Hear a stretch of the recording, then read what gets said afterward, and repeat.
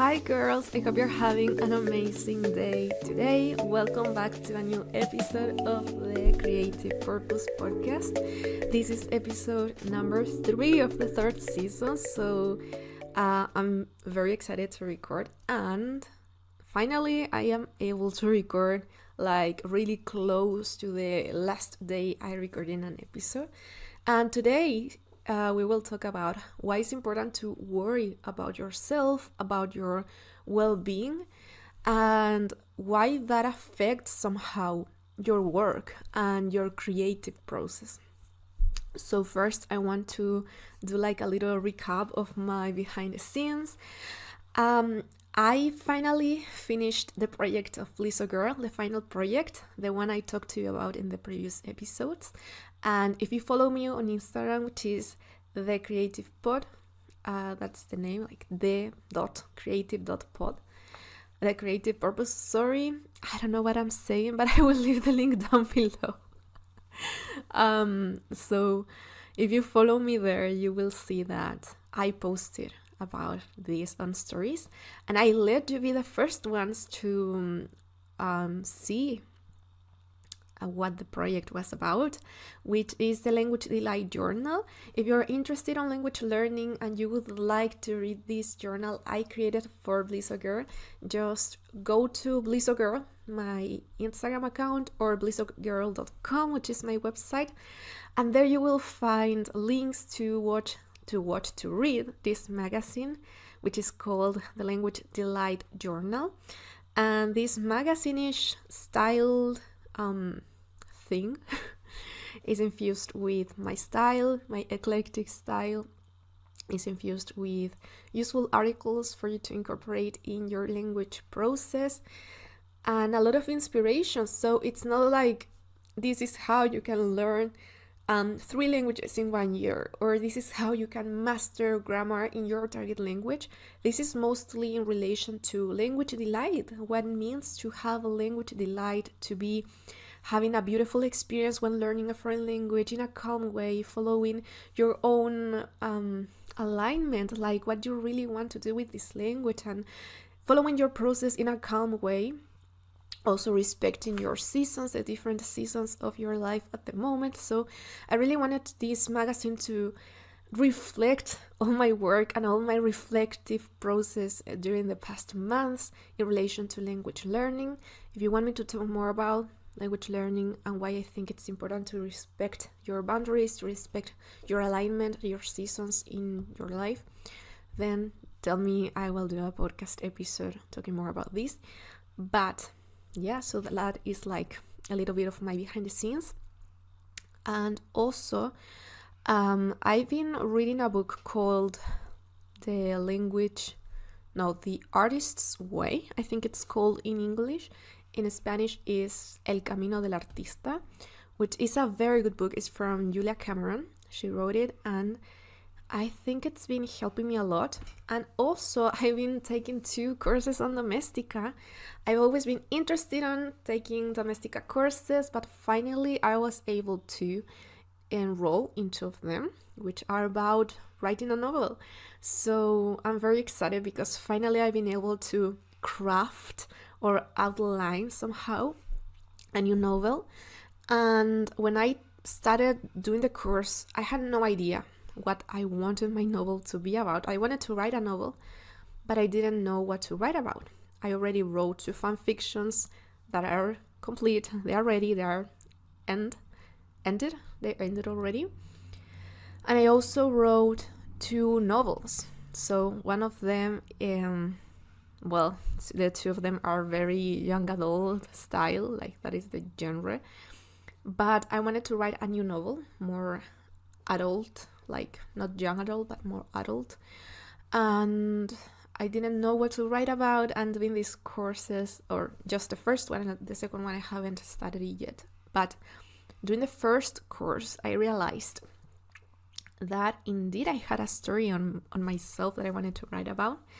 And now I have like the characters, the plot twist. I have all of that ready thought, and I'm in the moment of like developing the personalities of the characters, and then I was started writing the novel. So I'm very excited. This course is like a normal course about writing a novel. The teacher is a writer. She has published many books, and it's very inspiring. It's very inspiring, really.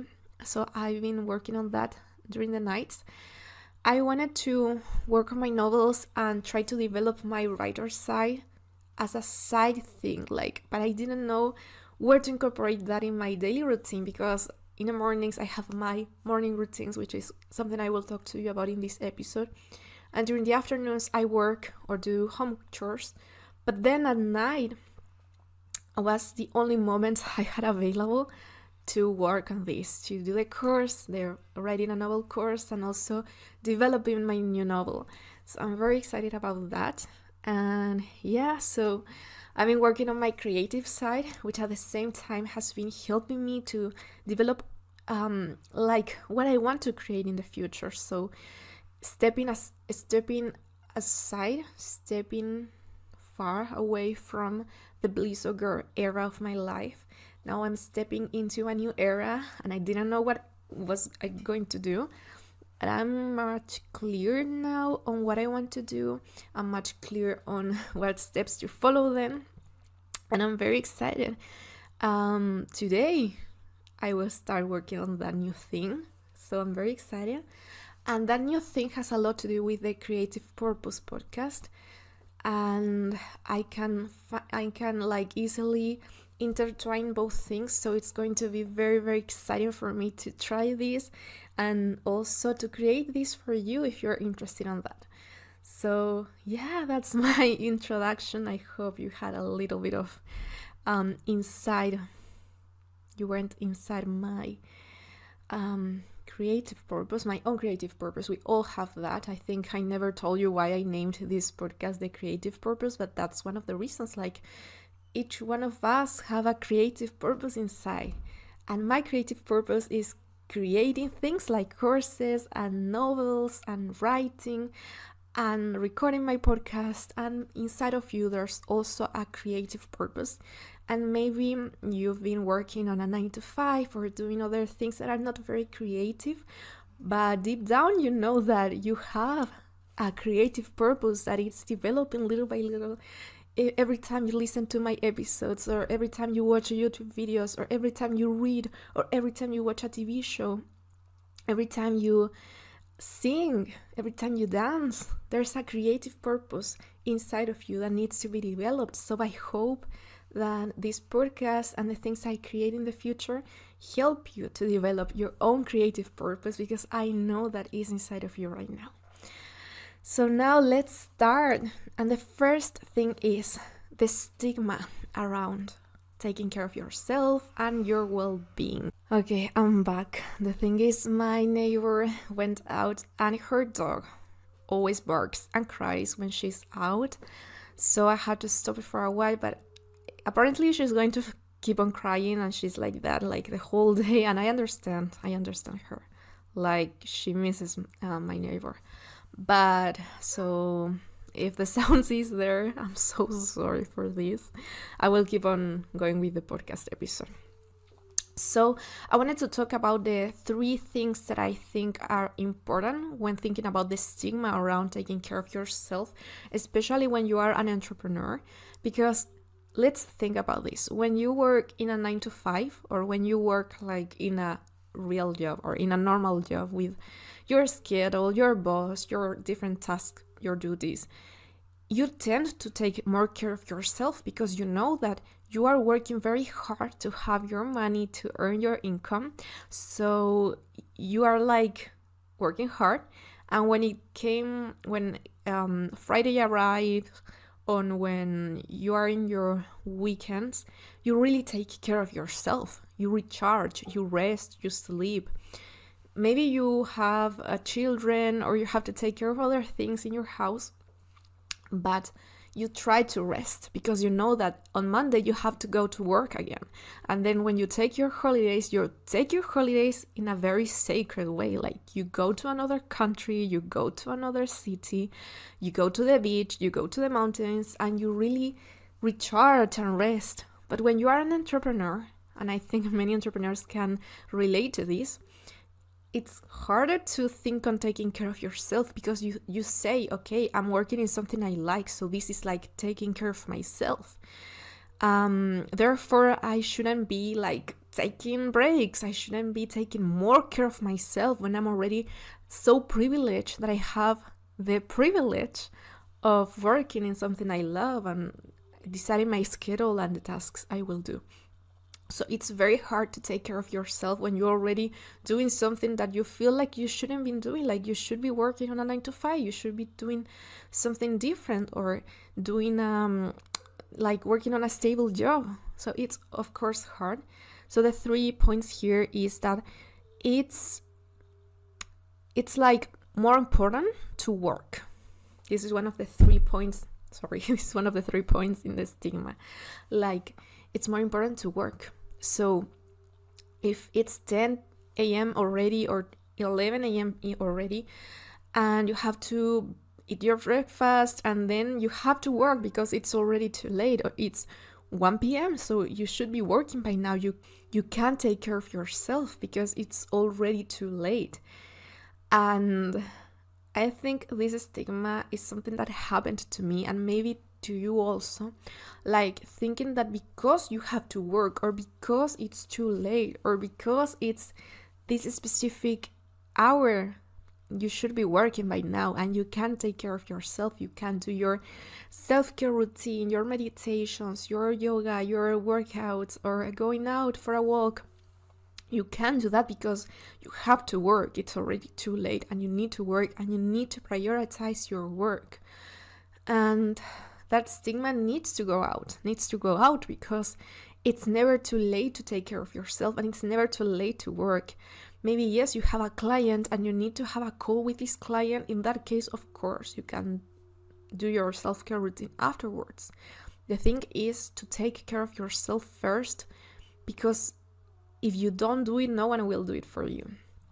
The second point of this stigma is I have no time. And this truly relates with the first statement. Like, it's more important to work. It's very related to I don't have time. I don't have the time to take care of myself. I don't have the time to take things easy. I don't have the time to give myself the permission to develop other sides of me, other creative sides. And maybe you work on a 9 to 5 and maybe you are working on a stable job, so you are not giving you the time you need to develop this creative side, to take care of yourself, to create your own playground where you can play and create things in a fun way as if you were a child. You are not giving yourself that opportunity, or you are not taking care of yourself in any way. Maybe you need to see a therapist, but you say, I don't have the time to do it. I work every day. And on weekends, I go to see my family, or I have to do home chores, or I have to take care of my kids, or I have to do something. So I can't take care of myself because I don't have the time. The thing is, we all have 24 hours in a day. And yes, some people do have more duties, and other people are more free and they can do whatever they please. But we have to give ourselves the time sometimes. We have to give ourselves the time to self-care, to take care of ourselves. So if you want to see a therapist, you need it, you can take maybe even 15 minutes a week, or half an hour a week, 1 hour a week. That's not as much. If you think about it, every day has 24 hours, 24 multiplied by 7. I don't know how much is that, but I know it's plenty of hours in a week. And taking just 1 hour a week to go to therapy, or 1 hour a week to go hiking, or 1 hour a week to have a date with yourself and go to the movies or go to a cafe, or maybe every day taking 15 minutes to meditate. That's just 15 minutes of your day. It's not as much. And yes, maybe in the mornings it will be chaotic. Maybe in the afternoon will be really hard for you to do it because you work, you have to then come back home. But maybe at night, instead of scrolling on Instagram, instead of doing other things that are not very good to you, you can take care of yourself. And the final point of this stigma, or the final point I think it's important to mention, is that we are not as important as others. Sometimes, not many people, but there are plenty of people who put themselves behind the other people in their lives. So your boyfriend is more important than you. Your husband is more important than you. You have to take care of them before. So prepare the food they have to eat and have everything ready because they work. Their work is more important than your work. Or you take care of your children. So your children are more important than you, and you have to take care of them before taking care of you. Or your parents are more important than you, or your siblings are more important than you, or your friends are more important than you. Whenever a friend calls and says, I need to talk to you, I have something important to tell you, I need your advice, and you are in the middle of something that it's important to you, and you say, oh, okay, I can talk to you right now. I don't have anything to do. I'm doing nothing. This is something that happened to me many times. Yeah, let's talk. But I was in the middle of something that was very important for me. And then I didn't have the time to finish that because I was taking care of my friend or someone in my family. And I was taking care of their problem instead of taking care of my problem. And yes, if this is something urgent, like an emergency, of course you can do it. You can just drop what you are doing and help your family, help your friend, help your partner, because it's an emergency, like something that happens once in a while. But if this is not very important, you can totally say, can we talk in 1 hour? Can we talk in 10 minutes? Because right now I'm doing something. And this is something I started doing in the last years, in the last months. I started to do that. An aunt would call to me and would say I need to talk to you, I need help in something. And I saw that this thing wasn't very urgent, and I said to her, can you wait me for 1 hour? I am finishing something and then I will call you back. And I've also said that to some friends, can you wait for me a little bit? I need to finish something and then I can talk to you. And I think that's very important because sometimes we put ourselves in the back, if we were the secondary characters of our lives and the protagonists are our friends or partner or mother or children, when in reality you are the protagonist of your life. And this is the moment where I will tell you why it's important to take care of yourself in order to create better things or in order to be better for other people. And this is very simple, and it's something I learned from Michelle Rohr from The Secret Old Society, that if you don't take care of yourself, then you're not going to be able to take care of others in the best way possible. And whenever she said that, I was like, but why? The best way to take care of others, the best way to create better things is to take care of that, is to work on that, not to take care of yourself. Why would a meditation help me create better work? Why would my self-care routine help me take care of my friend or my partner or my sister? And the point is that when you don't take care of yourself and when you neglect your necessities, when you neglect your needs, when you neglect what you need right now, you enter into a season of your life when things get dark and dark and dark, and you start getting depressed in the worst of cases, or more anxious, or more sad. You get in a sense when you think what's the point of my life if I'm not doing what I want, if I'm not taking care of myself? You start developing these negative feelings around people. You start resenting people because of them you are not taking care of you. Because of them you don't have time to do the things you want to do. And when you have these feelings for the people, I feel like this is your fault, and you start blaming them, you start blaming your children or your parents or your boyfriend or your siblings or your friends, then it's harder for you to actually help them and take care of them and be there for them. because you have this anger inside of you and you have this unsolved business, like these unsolved feelings, like you feel very bad, you are not taking care of yourself, so you cannot do good for them. You are not in the best scenario to help them. And in the creative process, when you have a business, when you have a project that you're working on and you're not taking care of yourself because you have to finish this by, I don't know, like tomorrow, you have to finish this by next week, and you are very consistent with your work, and because of your need to be consistent, because you want to be consistent, you start neglecting your other needs. So when you work, you are not really giving your best. You are not giving your 100%. One part of you is doing the work, but there's another part of you that's resenting your work, that's resenting this project, that's resenting your business. And this part of you feels negative and feels anger and feels sadness because she wants to be somewhere else. She wants to be taking a walk. She wants to be playing with her kids. She wants to be, like, I don't know, meditating or doing yoga or going to the city center and shopping. She wants to do something else, but because you are working so consistently in something and not giving yourself the time to do what you want to do, you start resenting your work, and your work is not going to be the best version of the work that you can do. It's going to be a version that it's full of resentment, it's full of anger.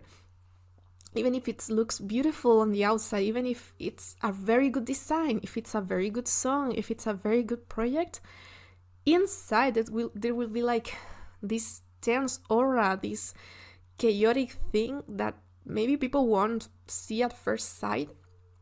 Maybe not even you will notice it, but it's there. When you create a course, for example, and you do it with resentment and you do it with anger in your heart, maybe it's not going to be the best thing to use for other people.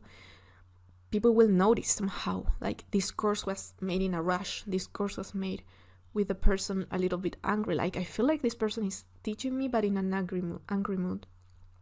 So the important thing is that when you take care of yourself, and this is the thing I wanted to get to, when you take care of yourself, you are in your best self.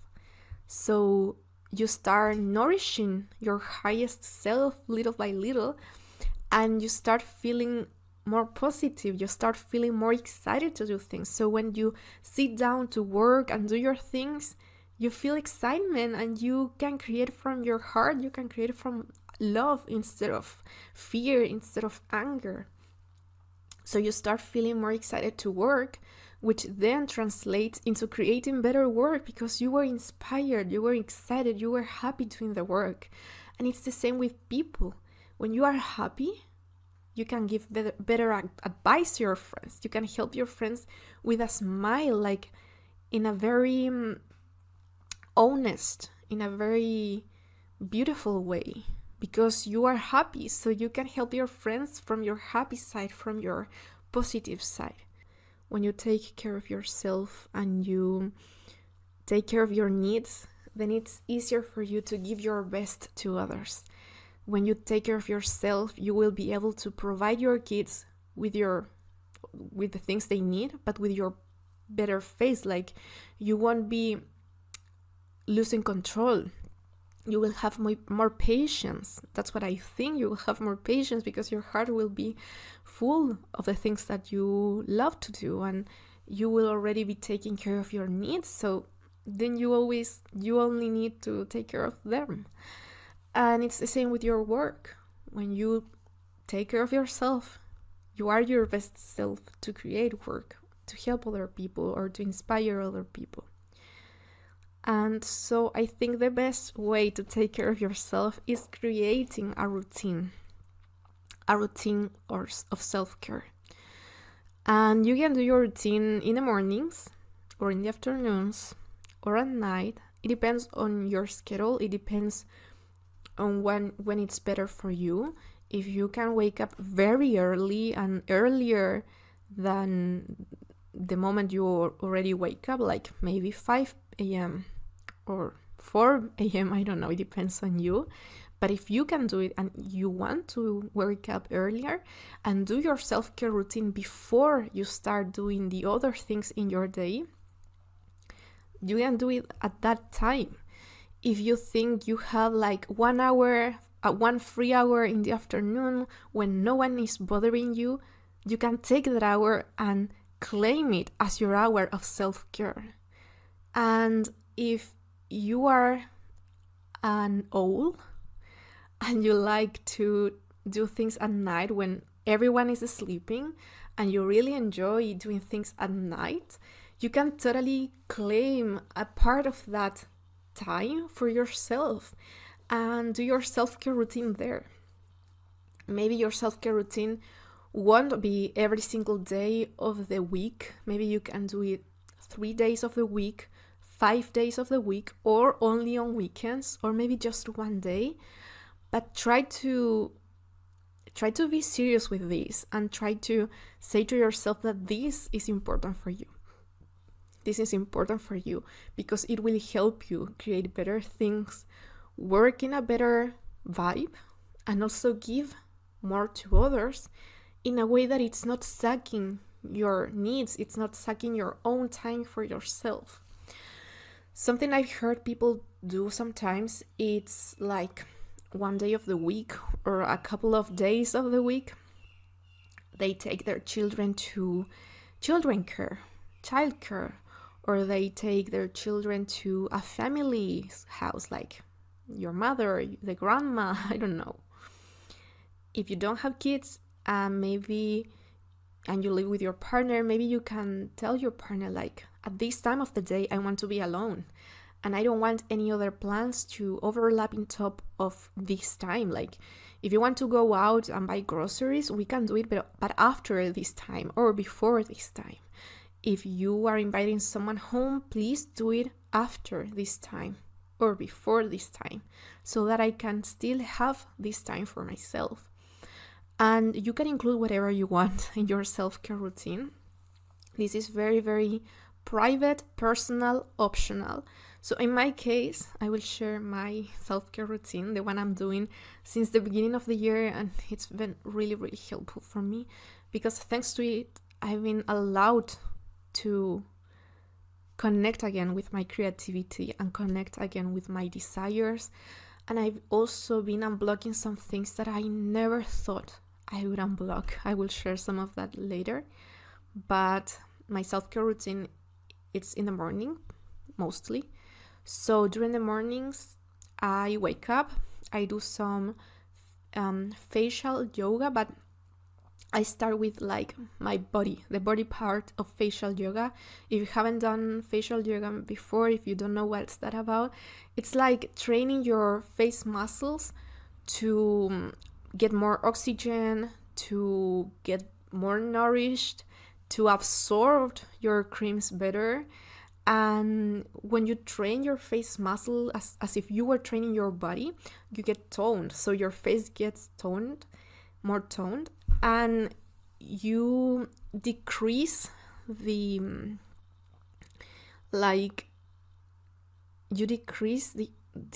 amount of wrinkles you have.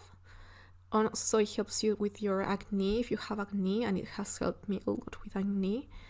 And it helps you to decrease like the color of the different stains that you may have in your face, like age things.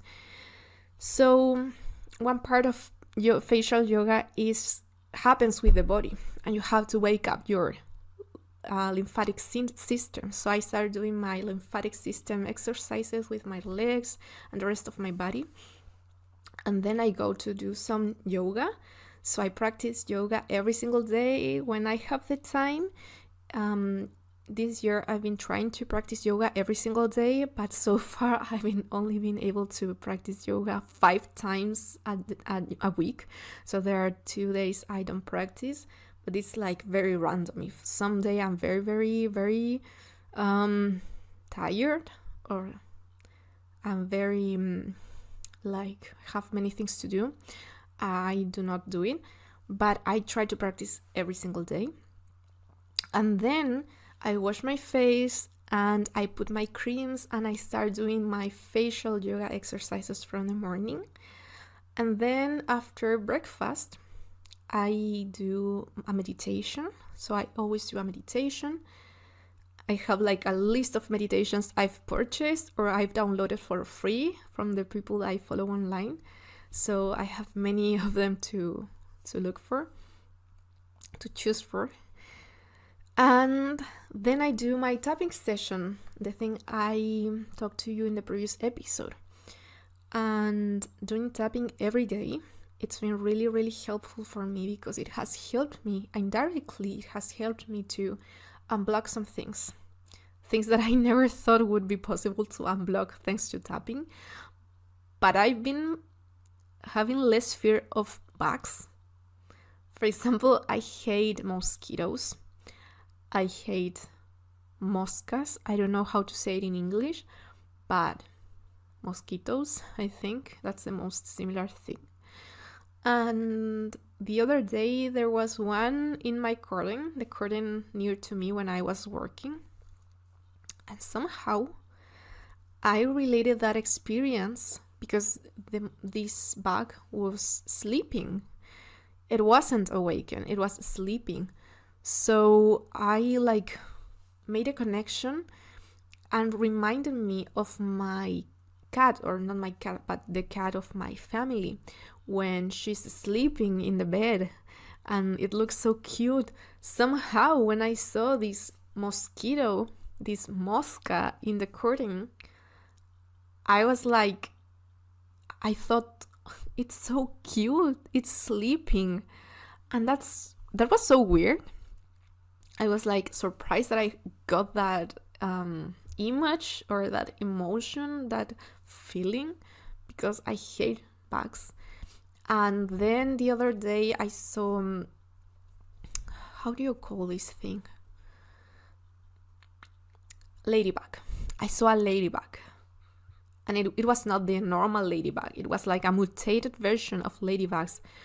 It was like a plague that came to my country.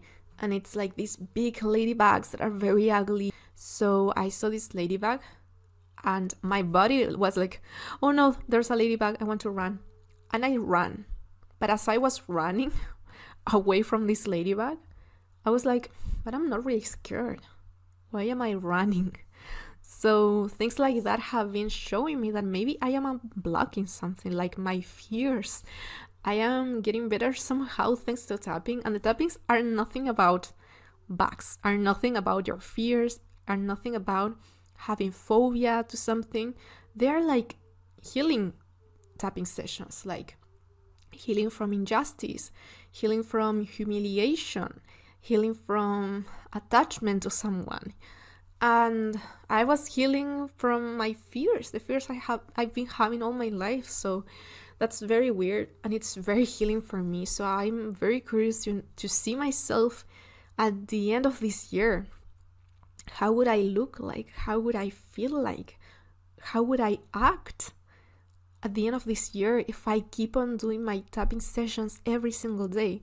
And I told you, I've been only doing yoga for 5 days a week so far, but my tapping sessions are like a constant, like my meditations.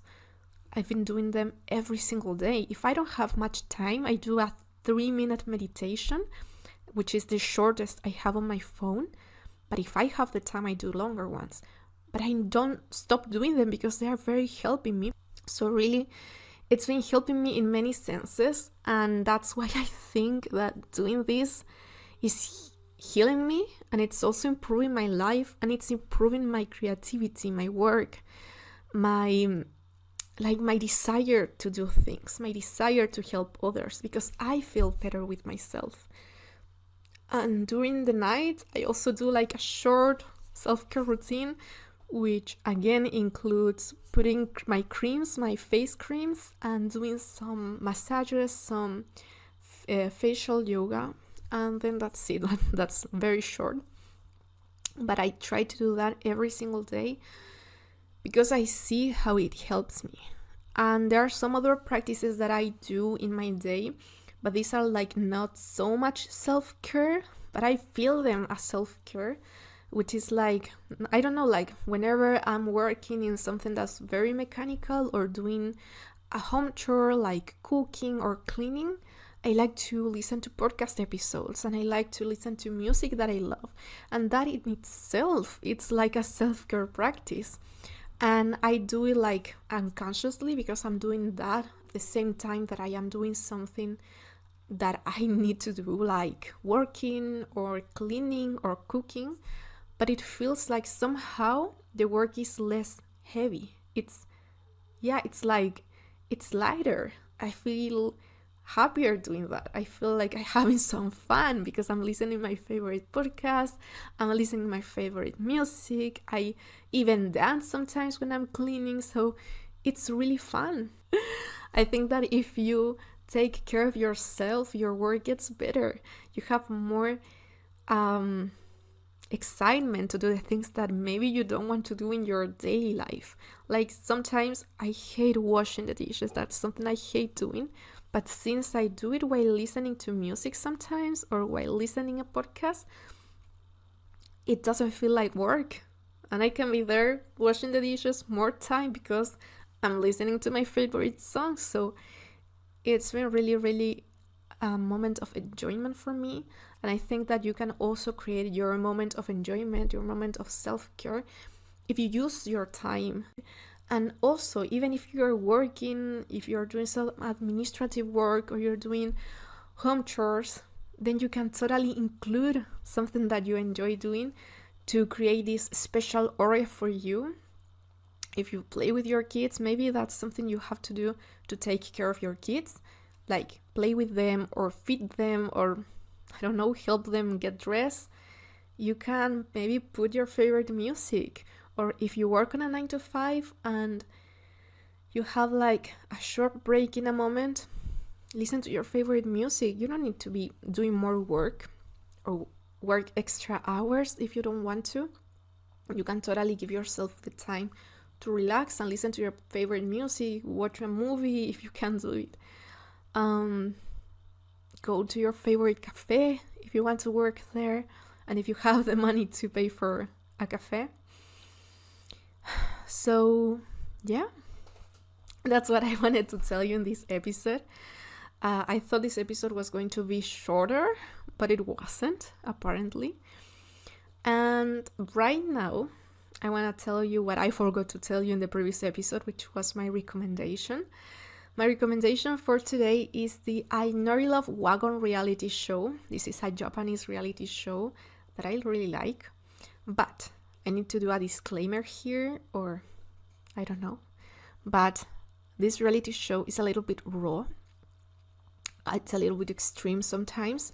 If you don't know what this reality is about love, finding love.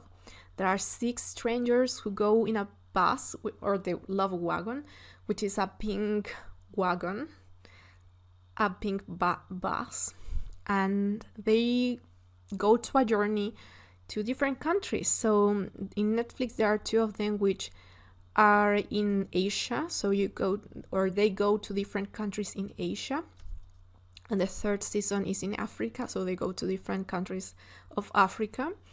So it's very interesting to see the different cultures, to see the different kind of foods people eat in each culture, how the houses are. I love houses and house design, so you can see how houses are built in different countries. You can see how the culture is in each country, like how people behave, how people act. And in some countries you will see that people are very happy, and they are like poor people, but they are very happy, they are smiling all the time, and they are very generous. And in some countries there are some like weird costumes, like weird things they do, but at the same time it makes you reflect about the world and how different cultures act. Like maybe you will see, I would really love to travel to this country one day, or you will also feel more grateful for the place you live in, especially if you live in a more developed country. You will reflect about that and feel grateful that you live in a country where you have your needs covered, where the streets are clean, where the food is like well prepared, the water is like drinkable. So you will be able to be grateful for that, and also get to know other cultures, and also follow the love stories of the participants. I made a mistake before. I said there were 6 people, but there are 7, 4 men and 3 women.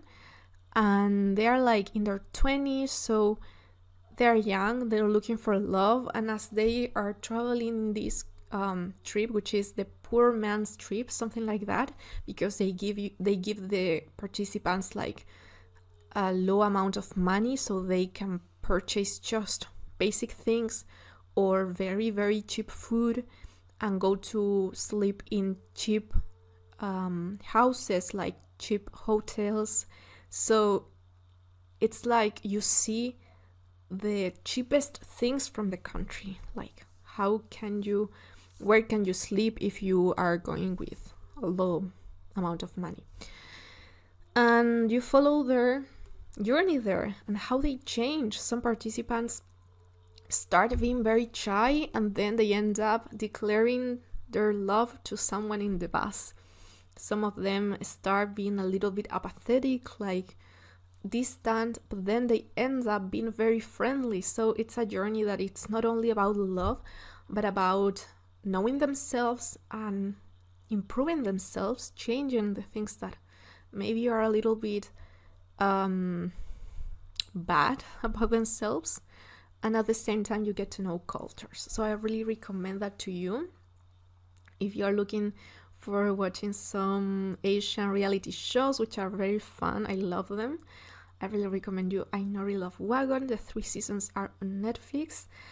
And yeah, that's what I wanted to recommend to you. And so the final thing for me to say to you is to remember to take care of yourself. You are a person that is important. You need to be the most important person for you. You need to be the person that you take most care of. Like, yes, your children need you, your husband needs you, your friends needs you, your mother needs you. People in your life will need you sometimes. Some of them will need you every day. But you also need yourself, and you need to have your special moments. You need to take care of the person that you are. You need to take care of yourself. You need to feed yourself. You need to date yourself.